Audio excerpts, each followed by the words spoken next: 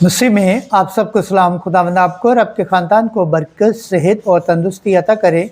मसीह यीशु नासरी के नाम से आमीन। हमारे लिए आज की अंजिल मुक़द्दस मत्ती के मुताबिक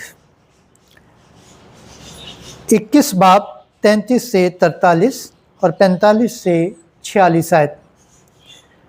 वारिस यही है, आओ हम इसे कत्ल कर दें। खुदा बाप, बेटे और रूह कुद्दस के नाम से आमीन। उस वक्त यस्सु ने सरदार काहिनों और कौम के बुजुर्गों से कहा, एक और तमसील सुनो। एक मालिक मकान था जिसने ताकिस्तान लगाया और उसके चौगिर्द हाला घेरा और उसमें कोलू गाड़ा और बुर्ज बनाया। उसे जारादारों को जारा पर देकर किसी और मुल्क को चला गया और जब फल का मौसम करीब आया तो उसने अपने नौकरों को जारादारों के पास भेजा कि उसका फल लें, मगर जारादारों ने उसके नौकरों को पकड़कर किसी को पीटा और किसी को मार डाला और किसी को संसार किया।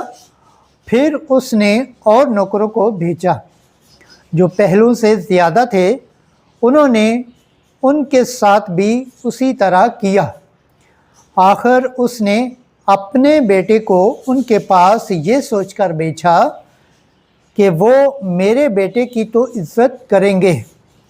लेकिन जारादारों ने बेटे को देकर आपस में कहा कि वारिस यही है, आओ इसे कत्ल कर दें और इसकी मिरास ले लें। और उसे पकड़कर ताकिस्तान से बाहर निकाला और कत्ल कर दिया। बस जब ताकिस्तान का मालिक आएगा तो उन अजारदारों के साथ क्या करेगा? उन्होंने उससे कहा कि वो उन बुरों को बुरी तरह से हलाक कर देगा और ताकिस्तान का अजारा और अजारादारों को देगा जो उसे मौसम पर फल अदा करें। यस्सु ने उनसे कहा, क्या तुमने नविश्तों में कभी नहीं पढ़ा कि जो पत्थर हमवारों ने रद्द किया वही कोने का सिरा हो गया?